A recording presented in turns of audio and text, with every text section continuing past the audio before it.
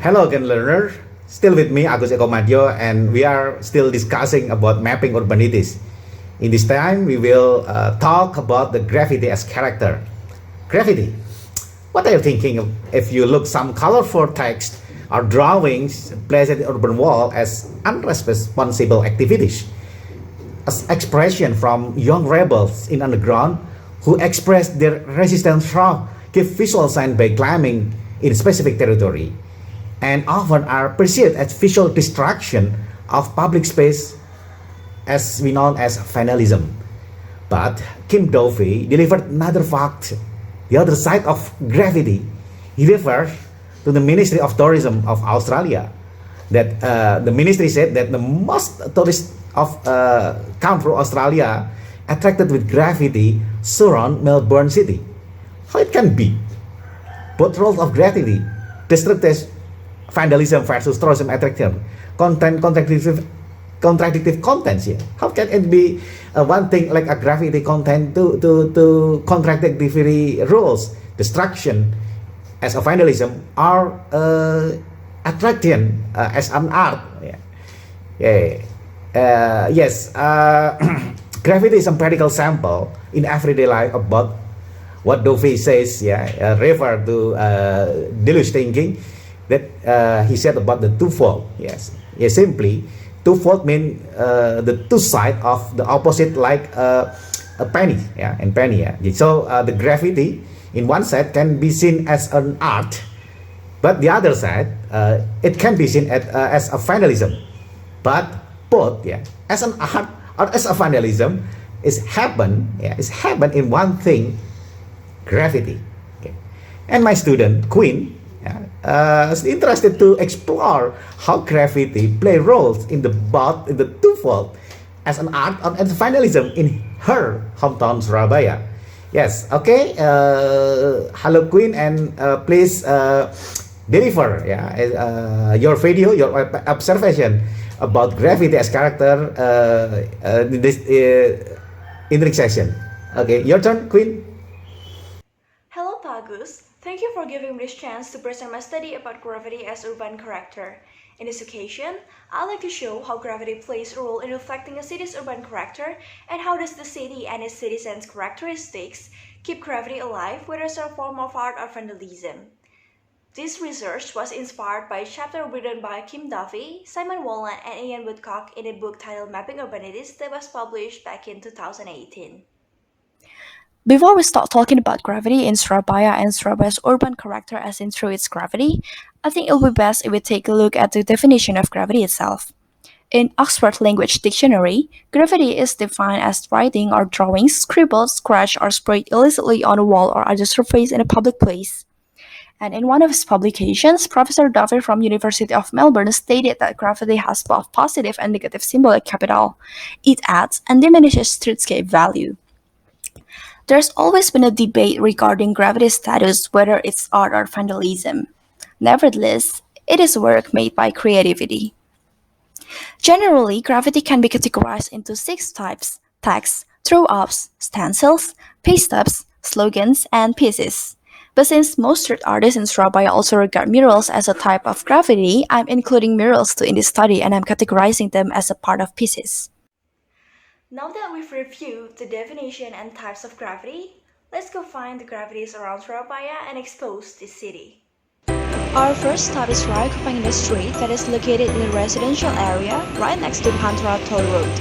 A wall fence was built to separate the two roads, and on the 1 kilometer long wall fence, which seemed like a blank canvas to the local street artist crews, was painted a lot of graffitis. So I'm currently at the Kupangida Street, where most of the graffitis here are a type of text, throw-ups, and stencils, like for this one.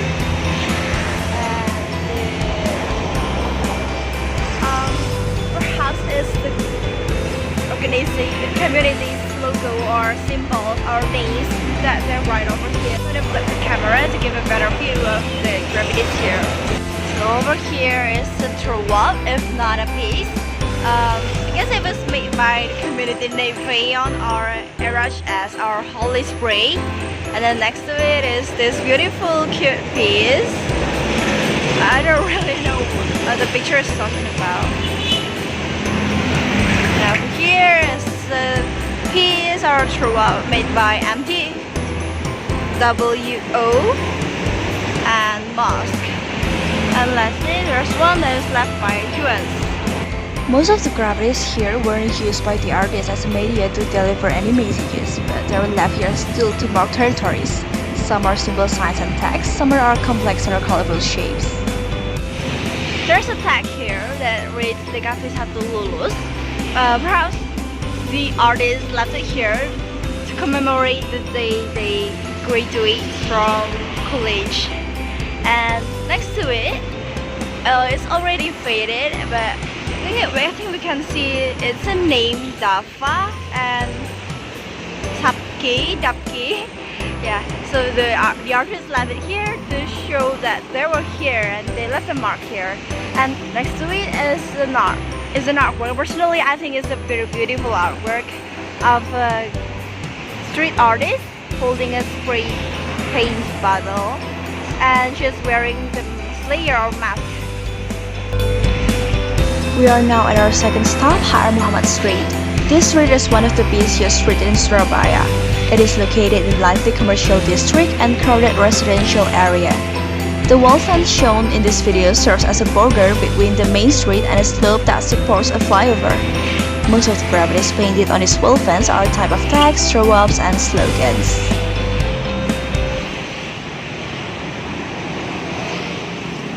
I'm currently right below a flyover in Muhammad Street, and on the walls of this passage are painted some graffitis like with content of Persebaya and Indonesia. I'm gonna show you with my rear camera. Over here is the graffiti that reads Karanggayam di Tarubiru. Karanggayam is the place where the Surabaya football team from is located. So it holds a special place in this Persebaya's or Surabaya's football team supporters' hearts. And right across me are more murals about Persebaya and mostly about Indonesia. Okay. And I think these murals are from the competition that is held by Nippon Paint. So we can see the Nippon Paint logo over there. And this tag says membangun bangsa mewarnai Indonesia, or building the nation and coloring Indonesia. Most of the murals tell the story about Indonesia and its story and the independence day. I found a really interesting graffiti here. It is a slogan type of graffiti and it has a message saying that dolphin circus should be stopped. This graffiti reminds us that we should take care of nature, especially the endangered animals. Our third stop is Lingkar Dalam Street, or also known as Babakan Desa Street. Just like the previous stops, along the street was built a wall fence, and in this place it is used to separate the street and the empty lands next to it. When the election was held 2 years ago, this place was chosen to be one of the venue for mural competitions that was held by the elections committee. And that's why we can encounter a lot of murals with a message telling Surabaya citizens, governors to be an elections committee to participate in or to conduct the election in accordance to Indonesia's laws and health protocols. Unfortunately, some of these murals have already been damaged due to the fence's conditions or other graffitis covering them. It is also a shame that the roadsides are packed with street vendors, that the most of the graffitis are no longer clearly visible. From the west side of Surabaya, off we go to the east coast. This is Kenjeran Lama Street, located next to the entrance of Pantai Ria Kenjeran or Kenjeran Beach Park. The building's walls on this street used to be covered in text and throw-ups types of graffiti that the local residents and governors thought looked dirty and unattractive. This is one of the main reasons that a mural competition was held here a few years ago, and a lot of popular street artist crews and design students and associations from various universities in Surabaya participated in that event. I'm currently strolling down Kenjeran Lama Street, where we can see a lot of beautiful murals on the walls on the side of the street. Most of the murals deliver big messages about the sea, environment, and even cultural heritage. Unfortunately though, some of the murals here are also damaged since other unrelated texts, tropes, and slogans were painted all over them. Graffiti is one of my favorite in all over Surabaya. It has the paintings of a fisherman's village, and it has a message that says that local wisdom is a part of history and that it shouldn't be forgotten.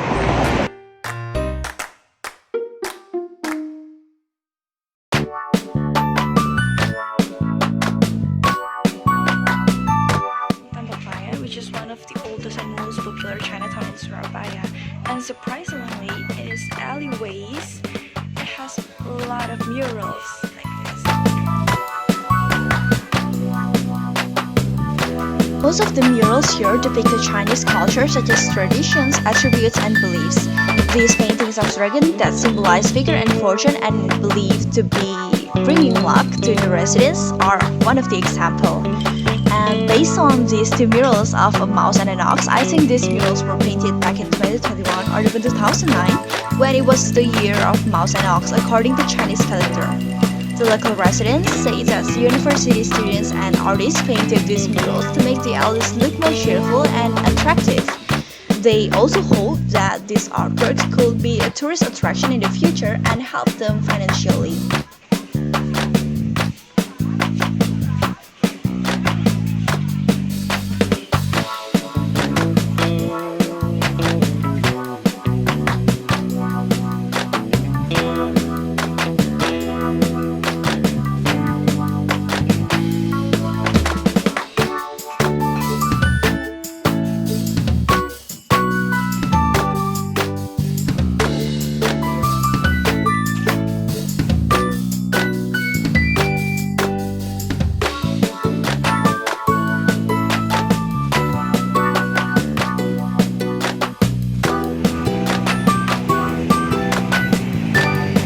We're driving through Kitabankali Street, where the structural walls of the higher level road serves as a canvas for artists to draw murals. These murals are a combination of peace and slogan type of graffitis, and the contents are about reminders of the health protocols during this pandemic era. For example, reminding people to always wear masks correctly or to keep safe distance in public places, and even prayers, hoping for this pandemic to end soon.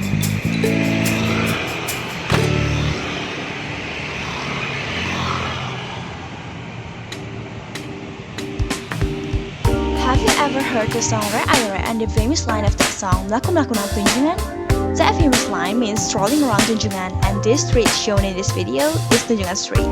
With all of these graffitis here, strolling around Tunjungan Street must be a wonderful experience. And in this occasion, I'm gonna take you on a short virtual walk here. I'm currently at Tunjungan Street, one of the protocol streets in Surabaya, and in this street there are a lot of graffitis. I think it was painted during a competition.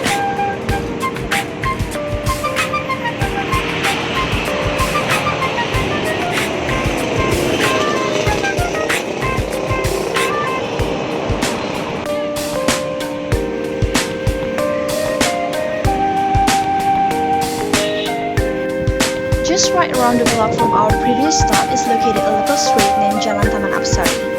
A wall fence was built around construction site at the corner of the street, and just like all the wall fences we've encountered before, these wall fences are also covered with graffitis. Most of the graffitis are pieces combined, deliberately or not, with tags and throw-ups. Apsari Street, and along the wall fence that marked the area of the construction site was painted a lot of graffitis.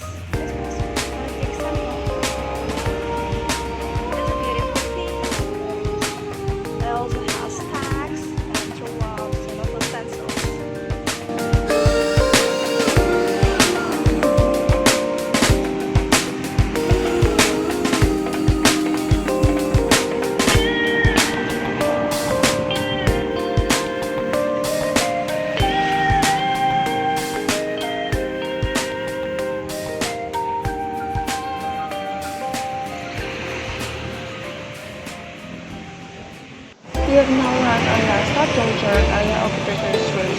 This area was once a very florid district since it was the biggest one in Southeast Asia.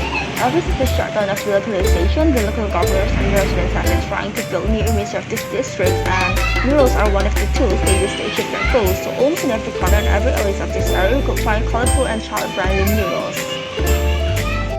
There is also some murals painted on the retaining wall at the entrance of Dolly area, Guerrilla Street, and this satirical graffiti showed a girl sleeping, saying that she cannot sleep peacefully, implicitly saying that Dolly today is a lot more peaceful at night compared to how it was before the localization was shut down. Based on the graffiti's found around Surabaya, we can conclude the characteristics that Surabayans have and the urban character that the city has. Surabayans have a really big pride in their city, cultures, and even their football team. They're also critical that they use the graffitis as a media to express their critiques on political, social-cultural, and even environmental issues. These characters are what makes the graffiti in Surabaya today more of a tool to attract tourists, to show their gratitude, and as a form of propaganda, which is on a side note not a bad thing, rather than merely for aesthetic purposes. Although being the second largest urban area in Indonesia, Surabaya still has a lot of unattended walls, whether they're a part of a building or a fence, where street artists could leave their graffitis.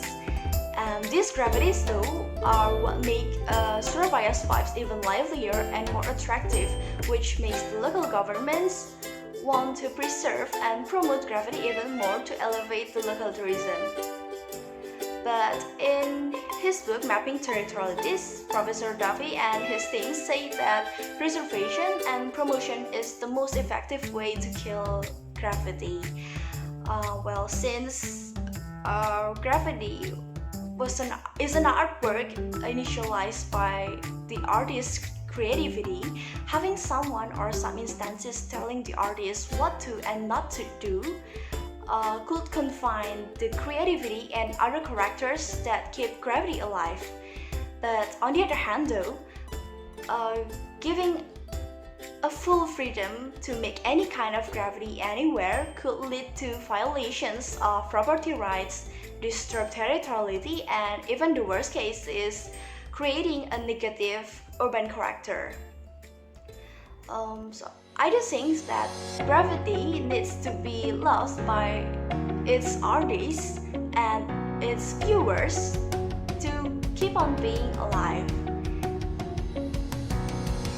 And so after all of those, I think to myself, did the promotion and preservation of the graffitis in Surabaya in any scenario really kill Surabaya's graffiti?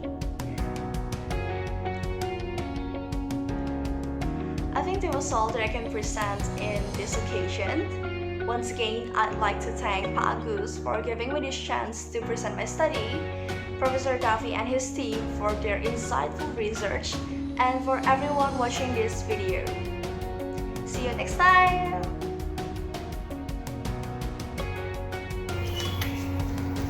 Okay, thank you, Queen. If graffiti is kind of twofold as art or vandalism, and it happened in urban special practice, so how can we stand for? Referring to Dovi's assembly thinking, the topic of graffiti as character is put on territories section. What it means, it has consequences.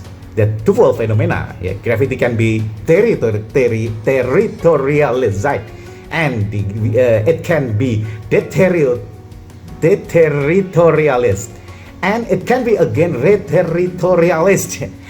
Yes, if become as an art, graffiti, territories will stable, and public will recognize it as urban aesthetics. On the other side, if it become vandalism, graffiti will be deterritorialized. Public will assume it as product of that distract the urban visual aesthetism. Make it simple, guys. Said Indonesian President Gus Dur, gitu aja kok repot, And for design consequences, please do not assume graffiti as single object. Yes, it is a single thing, but they have two two side of contradictive perspective. Graffiti becomes design element when it has territorialization and becomes urban artism. Yeah. One side, because the designers have obligation to guide the better to guide effort to get the better build form. And yes, this the end of the session. Thank you, Queen, for your observation in your hometown Surabaya about the graffiti as character. Goodbye.